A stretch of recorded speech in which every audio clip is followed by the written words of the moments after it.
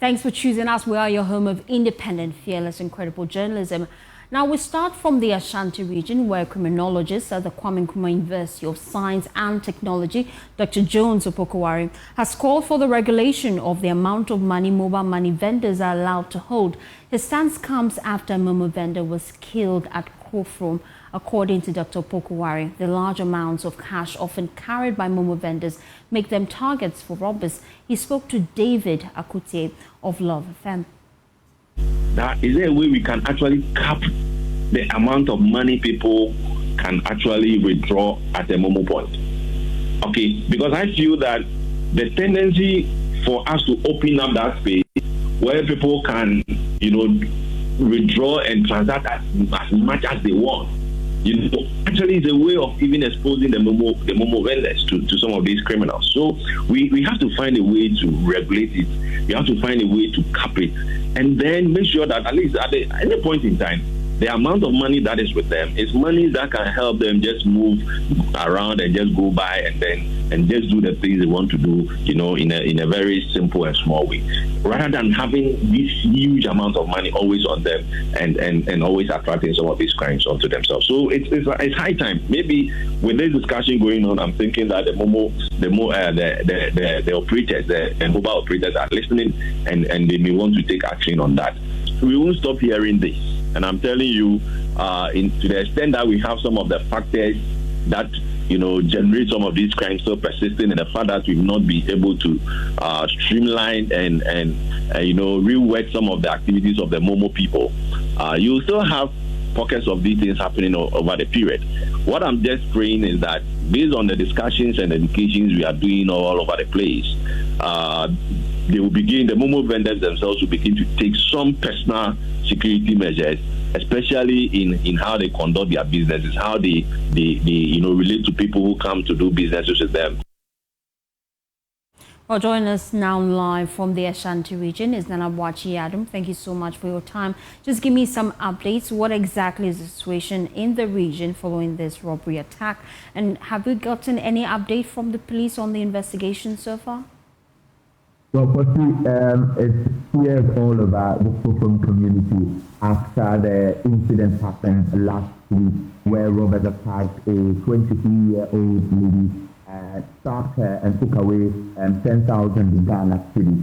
The residents have since been in state of fear, calling for swift investigation into what happened or probably what led to the death of the young lady. The police have since responded by saying that they are commencing investigations into the matter. After now, we have not heard from the police yet, but our further engagement with them reveals that any moment from now, they are going to come out with a report, and also to enhance security in the area to avert a reoccurrence. We know that this is not the first time that a mobile money vendor has been attacked in the Ashanti region. They recorded this incident over time. And so in their response after our engagement, they told us that they are going to enhance security measures across the region and also make sure that CCTV cameras that were brought in to protect or also look through security measures in the Ashanti region would be enhanced going forward, so that any occurrence would be averted going forward. Thank you so much for that update. Nanabuachi Adam joined us all the way from the Ashanti region. Now it's a good time to take you to the northern region as we bring you updates on our latest feature. Now they come with hope, eager to learn, but the walls around them are falling apart, just like the system meant to shape their future. In many schools across the 5 regions of the north, people sit on blocks or even the bare ground to acquire knowledge.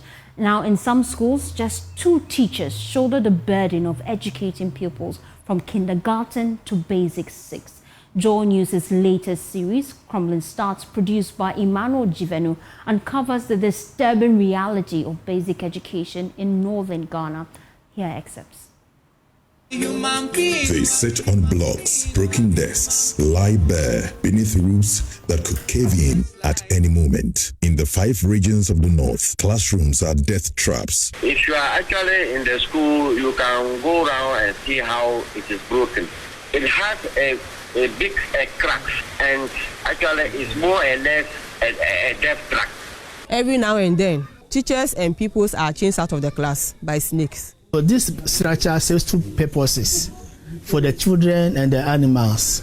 An animal will occupy here, shit and urinate all over, even on the tables. Schools with 8 classes, but only 2 teachers. And sometimes what they teach these children is simply troubling. The whole school from KG1 to P6, we are only 2 teachers. I, J, K, N. L, so where's L? L is not there. So write the L there. Write the L. No, just write it here. L. L. Yeah. L. So write the L. L. Yeah.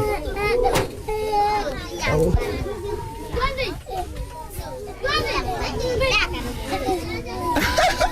Okay, so this is how to write the L. I'm just written this way.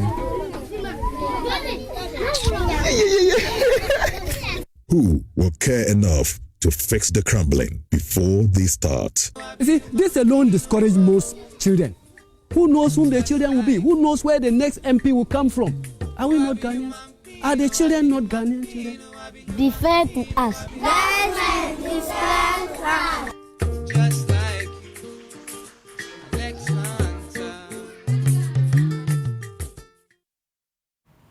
Crumbling starts a JoyNews education series produced by Emmanuel Jivenu. Premieres tomorrow, 18th of February 2025 on the JoyNews channel and of course on Joy 99.7 FM. Do make a date with us. Now let's stay up north because many communities continue to rely on dams for survival, but this comes at a cost. The water is often contaminated, affecting the well-being of the people.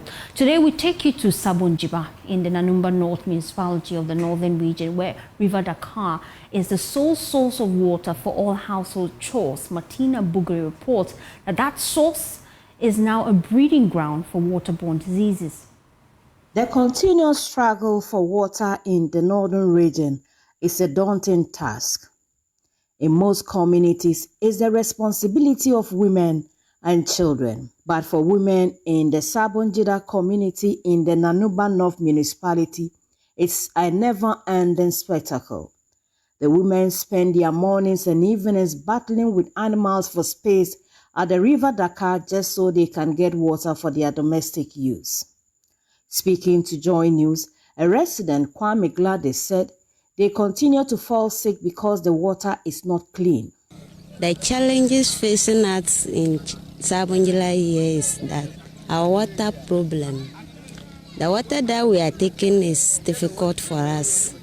When we are taking the water, we are falling sick every day. And the cows too are there swimming inside the water.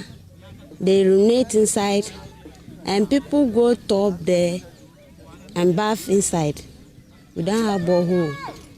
That is our challenges facing in Sabonjida here. Another resident said, even though they are tired of drinking the polluted water, they have no choice. We will have water, but the water is not treated. So getting to dry season like this, the Fulani people come and they use kettles to drink the water. So sometimes we have challenge with them. Normally when we fall sick and we go to hospital, they always say there is sickness in the water. And we are seeing how best we can try to solve that problem. But we want the other people to try and help us to solve the problem. Assemblyman for the area, Francis Minagali, said reports from health facilities in the area have attributed the high incidence of typhoid to contaminated water. The river being the only source or the main source of water means that the animals also drink. And so we have had cases from the Salaga hospital, even from here up to Chamba. Patients have been diagnosed of typhoid fever. And so they have warned us to be very careful. Even the chief companion in the community regarding typhoid also render services or advice to patients and how they could on their own treat the water before drinking. Some health workers have told them or advised them to boil the water before giving it to the children particularly.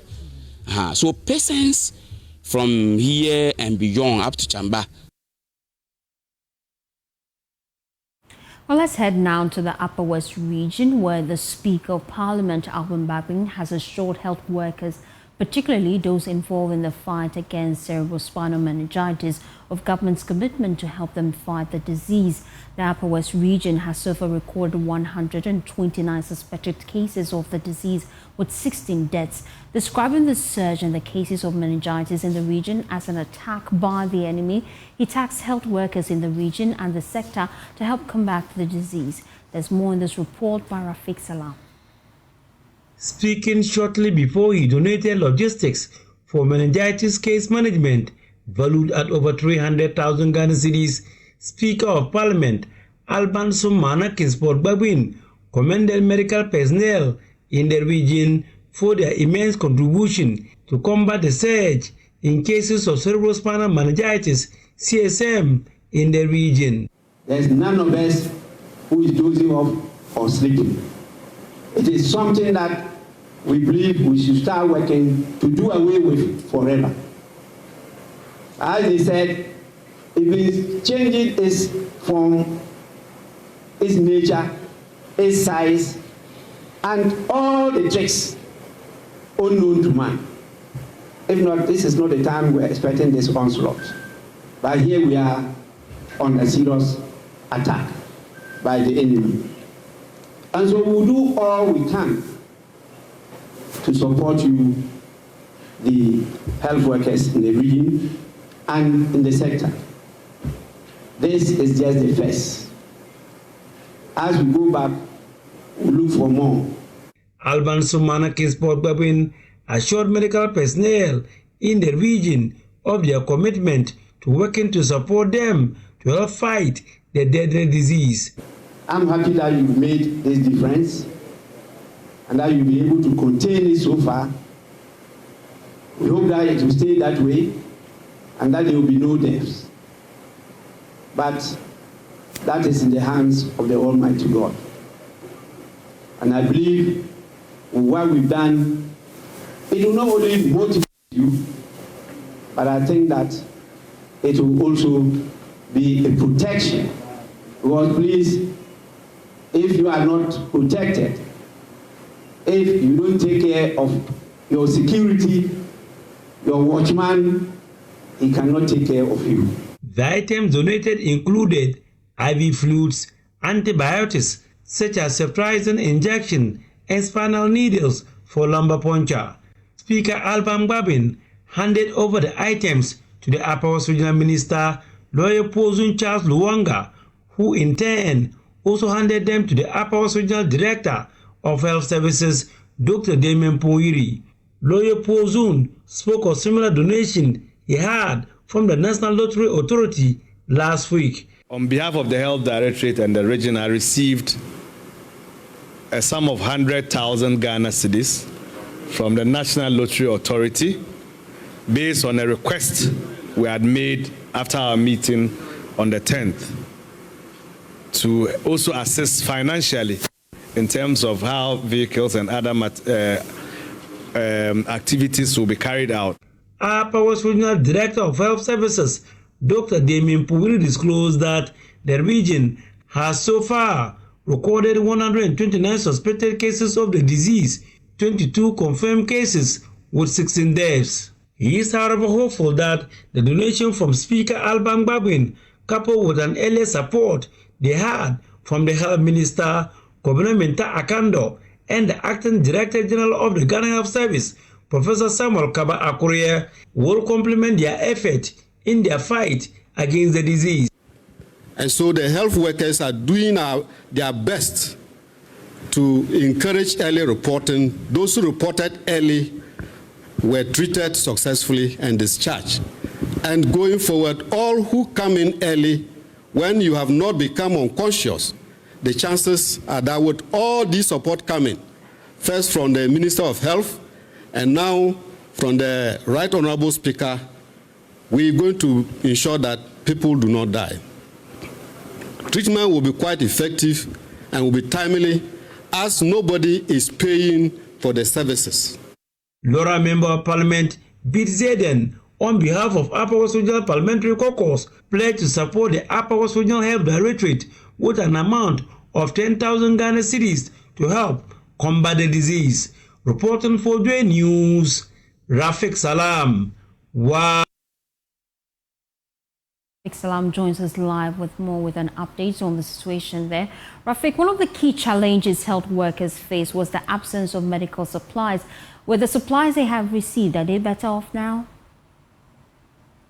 For now, they are telling us that what they have gotten is good enough of the kind of logistics that was brought into the region by the Speaker of Parliament, Albanso Manaki for Darwin, and also the Health Minister, Problem Akando, for them will really make the situation better. So as we speak now, before the end of last week, we were engaged in training a lot of personnel on how to combat the disease. And so since the arrival of the Health Minister and also Speaker Albanso's appointment, we haven't seen anything untoward happen in the region. And so that means that the health personnel or the management of the meningitis in the region are really, they have held on to the situation and they are able to control the situation for now in the region. As at our last count, the number of individuals who have died as a result of the infection was 16. So far, any updates with the number of people infected or even deaths recorded?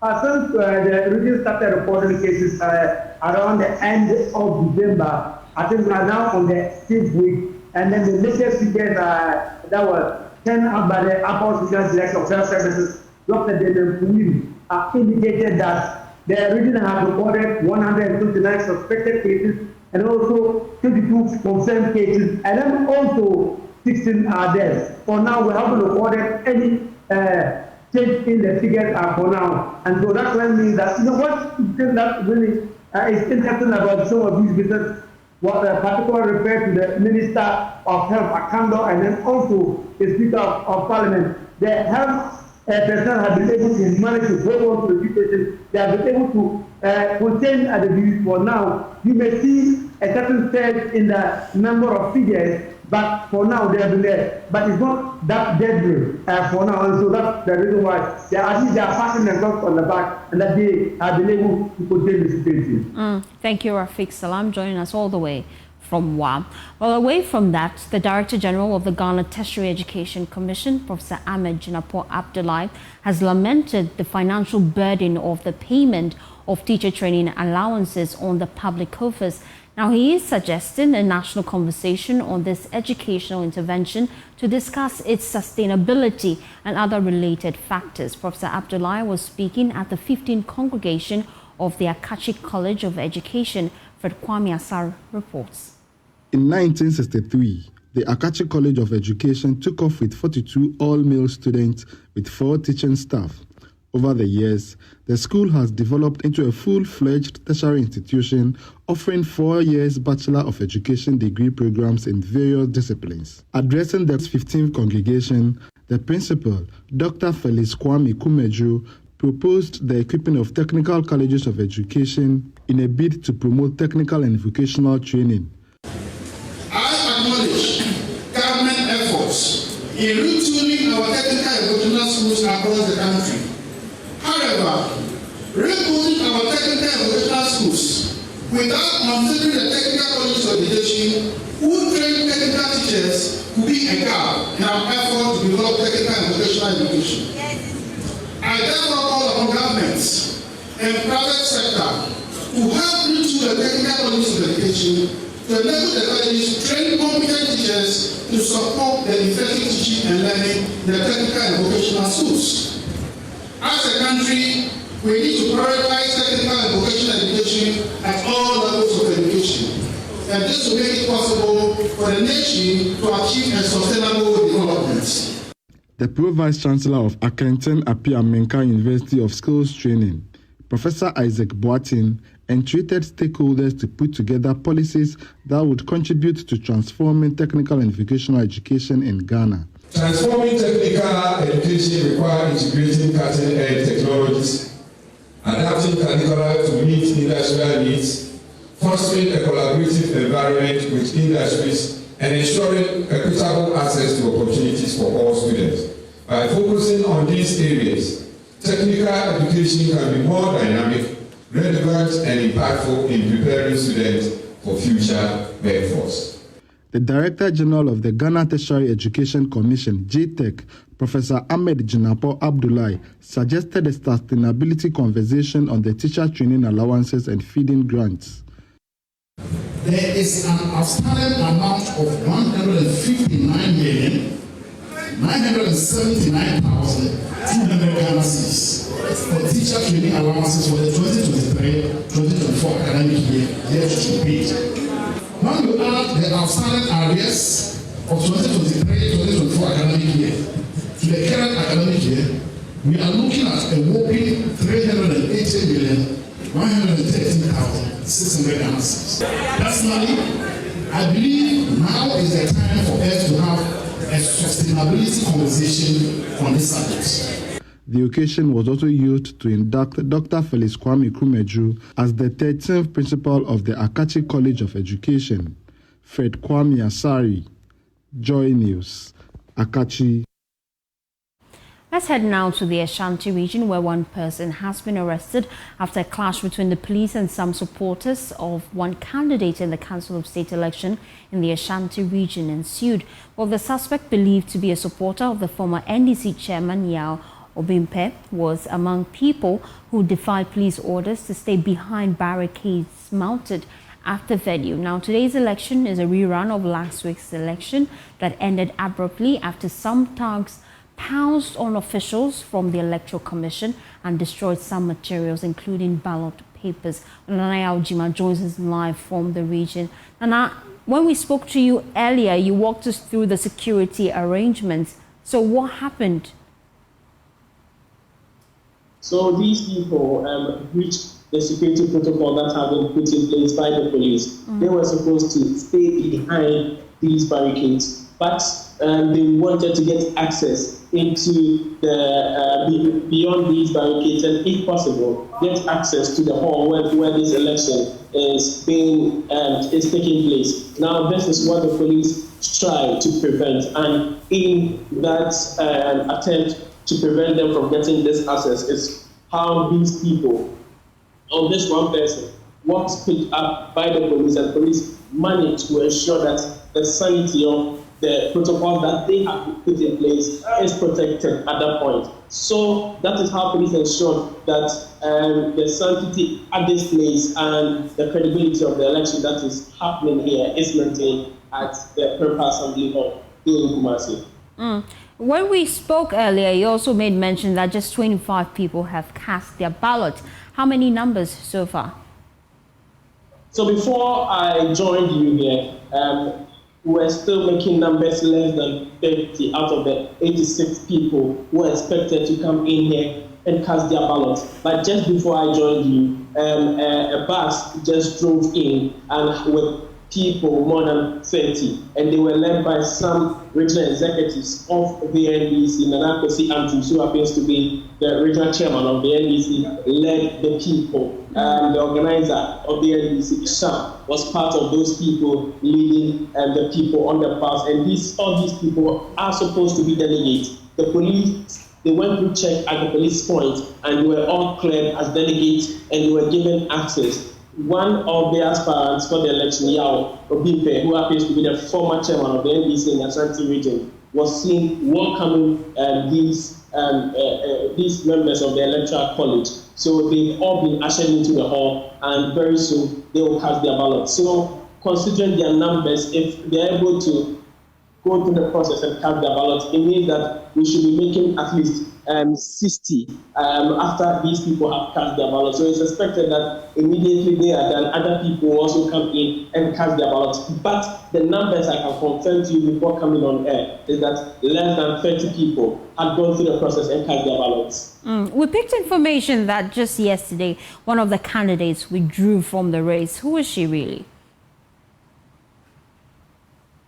Exactly. Rose Hamilton was one of the aspirants for the race, and she is among the people who were set to be lead contenders in this race. She yesterday sent out a press release claiming that she has stepped down from this race, and she's no longer interested in occupying the Council of State seat in the Ashanti region. Now, this press statement, according to the Electoral Commission, they are yet to get any official communication from Rose Hamilton that she has indeed withdrawn herself from the election. But today, Madam Rose Hamilton herself hasn't been cited here at the Pemba Assembly, or also members of her campaign team are yet to be cited here. So from the camp of Madam Rose Hamilton, they are no longer in the race, they are no longer interested in the election that is happening here today. But the EC is yet to receive any official communication from her team. Finally, has calm been restored? Yes, the police are on the grounds, as I said. More than 100 police persons are here on the ground ensuring that the place is calm and protected. They've mounted another barricade, and as you can see behind me, a lot of the supporters are outside the premises of the Pemba Assembly Hall. So calm has been restored by the police on the grounds. Thank you, Nanaya, for bringing us that update all the way from the Ashanti region. Now let's head to the Volta region, where for years children in Ck Kope risked their lives crossing the Volta Lake in shaky canoes just to get to school. Now some made it, but some didn't. But today, their dangerous journey has come to an end thanks to Star Oil, which new school now stands as a shield between these children and the deadly waters. Ivy Sachaji reports. Aims to address the long-standing issues of pre-mixed fuel shortages and corruption, ensuring that fisher folk can operate without interference from middlemen. We have abolished and revoking the appointments of regional, district, and zonal pre-mixed coordinators. Nothing like that will exist from henceforth. We are recomposing the landing beach committees. The newly constructed primary school in Ck Kope addresses a critical need as children previously risked their lives crossing the Volta Lake daily to access education. The project, costing nearly 2 million Ghana cedis, includes modern facilities such as separate washrooms, staff rooms, and a headmaster's office. Philip Tieku is the CEO of Star Oil. Today is truly a special day, and I'm honored to stand before you as we officially hand over this brand new school block to the community of Ck Kope. This project is more than just a school. It is a testament to Star Oil's unwavering commitment to improving lives and giving back to the very communities that have shaped our journey. For far too long, the children of Ck Kope have faced the daily danger of crossing this mighty Volta Lake. This hazardous journey has put countless young lives at risk, and unfortunately we have heard of tragic incidents of drowning.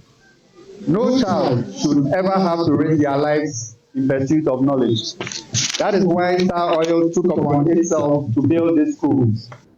Board chairman of Star Oil, Togbi Honameto I, known in private life as Mr. Vincent Carnegie, in an interview with the media, spoke on the urgent need to give back to the society. It was 2 years ago when we were struggling to make a shade for these students here. And God has been so good, from the shade to this gargantuan building. We know the importance of education. That is why we started from the shade to this level we have reached here. But honestly, I will not boast that it is my doing, it is Star Oil doing. We give the glory to God. Motivation is when I saw the children, the first day I came, started with the shade, the way the children were rushing, the way they were anxious, that motivated me the more to continue to do it the more. Yes, that was the children's appreciation, the involvement. They were so eager. That motivated me. I'm appealing to all parents here to motivate their children, encourage their children to come to the school. Honestly, I'll be a part of management here. We know Ghana Education Service. My elder brother, Dr. Kamaji, built up a beautiful school in Blanzado. When you go now, the windows are flying apart, the doors are flying apart, the chairs are flying apart.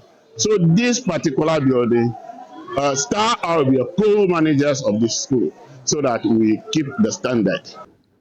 The event concluded with the local community and Queen Mothers installing the minister, Emilia Atta, as Mama Atanu Awe, the first mini Mama You Can Do It, in honor of her swift and impactful reforms since taking office. Ck Kope has witnessed it all. My name is Ivy Satoji for Joy News. You're still watching Joy News Today. When we return from this quick turn, we'll bring you business and sports updates and, of course, showbiz. Please stay tuned in. Back to business here on Joy News Today. My name is Winston Haki, and that's our first business story. The Bank of Ghana is calling for specialized financial journalism to ensure accurate reporting on monetary policies and economic issues. At a media training workshop organized in Ho, the central bank emphasized the need to journalists to develop deeper understanding of financial matters to prevent misinterpretation. Ivy Todoji has more in this report. The two-day workshop organized by the Bank of Ghana brought together selected journalists from the Volta region to enhance their knowledge of financial reporting. Experts from the central bank took participants through key topics, including microeconomic indicators, monetary policy, and inflation. Bernard Otabil is the communications director at the Bank of Ghana. A journalist is only as good as he or she's understanding of the subject that he or she is reporting on. So we are here to provide you the training on what we do as a central bank, the key element in the work that we do, and most especially the monetary policy reports that we do every other month. Now, we've had situations where reports have been inaccurately, carried out there, and you can only just, understand sometimes from the perspective of the person writing that particular report, if the person is not really, well versed in, because in economics and financial and business issues, we don't normally speak, react, or work in that particular way. So it's always important for you to provide the necessary training. Mr. Otabil explained that inflation erodes savings and weakens purchasing power, likening it to an armed robber that must be controlled through sound monetary policies. I did, allude to the fact that inflation is an armed robber, because what does it do? It robs you of your savings. It takes money out of your pocket, even if you don't realize it. And what does that really mean? If prices of goods and services keep going up every day, what it then means is it makes it very difficult for you to plan. Assuming you have 10 cities, which could buy you 2 tins of milk today, and the next day the price of a tin of milk goes up to 6 cities. Nothing has changed, when it comes to your income. So you might think that your income remains the same though, but you can no longer afford the 2 tins of milk that you used to buy in the past. Journalists are expected to gain deeper insights into economic trends and their implications for the country's financial stability. With the increasing complexity of economic issues, the central bank is urging journalists to take personal initiatives in financial literacy to enhance accuracy and reporting. Ivy Satoji, Joy News. In other developments, the executive director of the Ghana Gold Expo Foundation, Dr. Stephen Aka, has made an appeal to the government to reduce taxes within the extractive sector. According to him, this will help players within the sector expand and create more job opportunities for the youth. He spoke to Joy Business on the news. We have 100 machines were displayed we are happy because something that we've been advocating. By the miner in Zama Western region, in Takwa, in the Nyanase, the machine get to him, and if the machine go to him, did he use mercury or he did not use mercury? So I hope you understand this. Let me come in once again. There have been concerns within this particular, the extractive sector, that taxing the extractive sector, is less. Yeah. What do you make of that? Quick, we are running out of time. Quick. Should it be increased, or there should be the need for us to reduce taxation within the extractive sector? We need to reduce it. It needs to be reduced. And wouldn't that impact? No. Gold is the rare currency. The only thing that hold fluctuation of currency, we have different types of currency. We have the M1, M2, M3. Gold is the only thing that can hold or that can back the economy. So why do you even want to add taxes to it? The country needs money. No. Why? BOG says they want to hold the FX so that there's not too much fluctuation of dollar in Ghana. So once BOG is holding the FX, they don't even care too much about how much they want to buy the gold, because the biggest headache is changing the cedi to dollar to even go import refined product and other commodities. So now, if I'm a miner, you've given me machines and I'm selling gold to you, why are you taxing me? Because I'm bringing you the actual currency. The actual currency is gold. If I'm exporting the gold, and if you look at it, you see that most of the gold that PMMC exported, they didn't pay tax on it. I don't know if you're aware. Yeah, I'm aware. You don't need to, they didn't pay tax because they are holding the rare currency. Are you getting it? So the 1.5 that currently the exporters are paying, I think we still need to revisit it. Why? Because if the indigenous people are giving you back the gold, it means they are increasing production. That's all for business here on JoyNews Today. Up next is sports. After this break, stay tuned.